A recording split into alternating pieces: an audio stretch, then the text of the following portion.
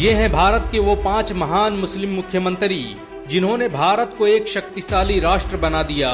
Time magazine के सर्वे के मुताबिक ये मुसलमान 20वीं सदी के सबसे महान राजनेता थे। इन्हें भारतीय राजनीति का चाणक्य भी कहा जाता था।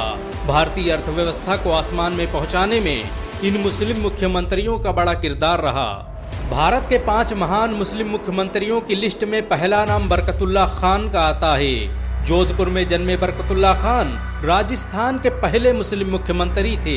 1971 में वो पहली बार मुख्यमंत्री बने और फिर लगातार 2 बार मुख्यमंत्री के रूप में अपनी सेवाएं देते रहे। बरकतुल्ला खान के शासनकाल में राजस्थान की अर्थव्यवस्था चरम पर पहुंच गई थी। लखनऊ यूनिवर्सिटी से लॉ ग्रेजुएट बरकतुल्ला खान ने भारत की आजादी में बड़ा बुनियादी किरदार अदा किया। वो जोधपुर रियासत में अंग्रेजों के खिलाफ लड़ने वाले सबसे बड़े मुस्लिम क्रांतिकारी थे। बरकतुल्ला खान जवाहरलाल नेहरू और फिरोज गांधी के सबसे करीबी दोस्तों में से थे। उन्हें राजस्थान का चाणक्य भी कहा जाता था। भारत के 5 महान मुस्लिम मुख्यमंत्रियों की लिस्ट में दूसरा नाम मोहम्मद हसन फारूक का आता है। 6 सितंबर 1937 को पांडिचेरी में जन्मे मोहम्मद फारूक भारतीय इतिहास में सबसे कम उम्र में मुख्यमंत्री बनने वाले राजनेता हैं। मोहम्मद हसन फारूक 29 साल की उम्र में ही मुख्यमंत्री बन गए और लगातार 3 बार मुख्यमंत्री के रूप में अपनी सेवाएं देते रहे।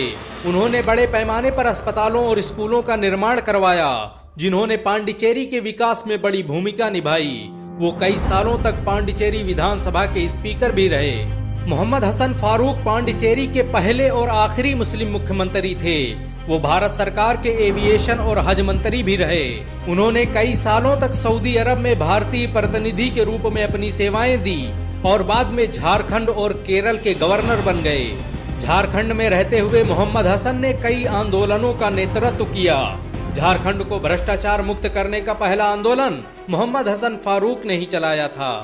भारत के 5 महान मुस्लिम मुख्यमंत्रियों की लिस्ट में तीसरा नाम मोहम्मद अलीमुद्दीन का आता है। अलीमुद्दीन पहले भारतीय मुसलमान हैं जिन्हें मणिपुर रियासत से मुख्यमंत्री बनाया गया। उनके बाद आज तक मणिपुर से कोई मुसलमान मुख्यमंत्री नहीं बन पाया।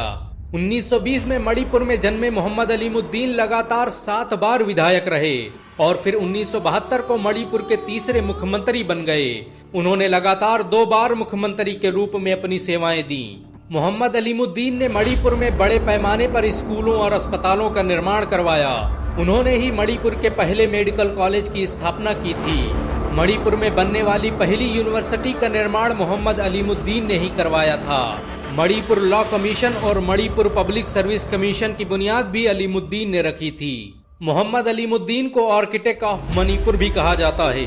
उन्होंने अपने छोटे से शासनकाल में मणिपुर को आसमानों में पहुंचा दिया। उनके बाद आज तक मणिपुर में कोई मुस्लिम मुख्यमंत्री नहीं बन पाया। बहुत कम लोग जानते हैं कि अलीमुद्दीन केंद्र शासित मणिपुर के पहले मुख्यमंत्री भी थे। भारत के 5 महान मुस्लिम मुख्यमंत्रियों की लिस्ट में चौथा नाम अब्दुल रहमान अंतुले का आता है। लंदन से लॉ ग्रेजुएट अब्दुल रहमान अंतुले कांग्रेस के सबसे बड़े नेताओं में से एक थे। उन्होंने कई सालों तक ऑल इंडिया कांग्रेस कमेटी के जनरल सेक्रेटरी के रूप में अपनी सेवाएं दी और 9 जून 1980 को महाराष्ट्र के 8वें मुख्यमंत्री बन गए। अब्दुल रहमान अंतुले महाराष्ट्र के पहले मुस्लिम कानून मंत्री भी थे। उन्होंने स्वास्थ्य मंत्री रहते हुए जो रणनीतियां बनाई, उन्होंने भारत को रोग मुक्त करने में बड़ी भूमिका निभाई।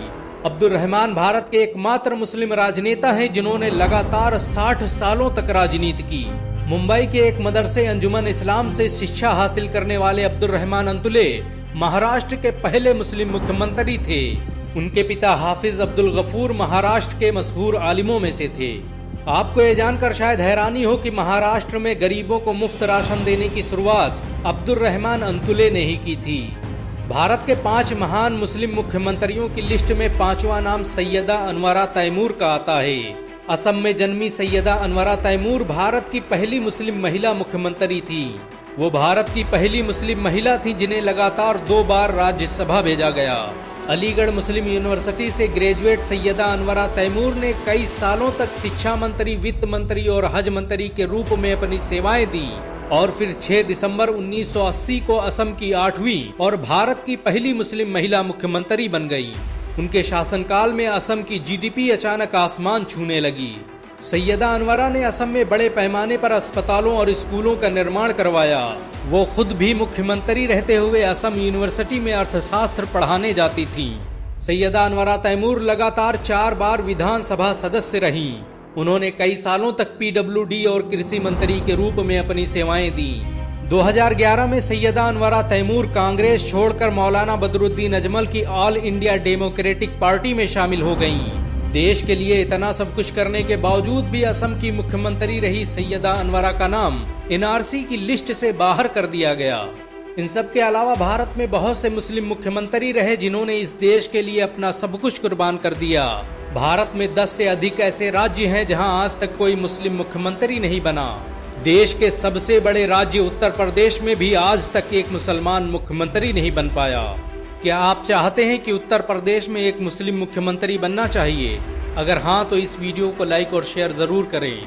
ऐसी और वीडियो को देखने के लिए हमारे चैनल को सब्सक्राइब करें, घंटा जरूर दबाएं।